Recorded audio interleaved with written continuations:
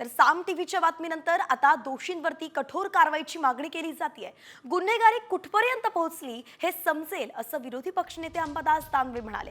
दोषींवरती कठोर कारवाईची मागणी आमदार रोहित पवारांनी सुद्धा केली आहे।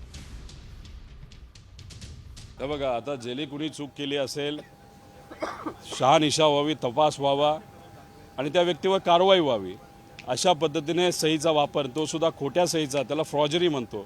फ्रॉजरीमध्ये बरेच काही कलम आहेत जे त्या व्यक्तीवर लागू शकतात।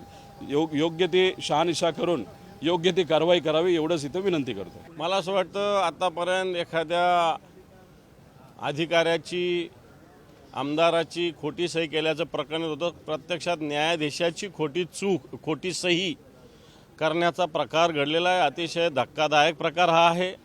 जर न्यायाधीशाची खोटी जर सही केली जात असेल तर मला असं वाटतं आपण गुन्हेगारी कुठपर्यंत पोहोचलेली हे आपल्याला लक्षात येईल। पुण्याच्या कोर्टामध्ये चुकीचे पेपर दाखवून एकाने जामीन मिळवण्याचा प्रकार काल समोर आलेला आहे। कसं बघता, म्हणजे न्यायव्यवस्थेत नाही, चुकीचंच आहे, जे चुकीचं आहे ते चुकीचं आहे, त्याचं समर्थन कोणीच करणार नाही आणि त्यामुळे त्याची दखल घेतली गेलेली आहे। त्याच्या योग्य ती कारवाई नक्की होईल।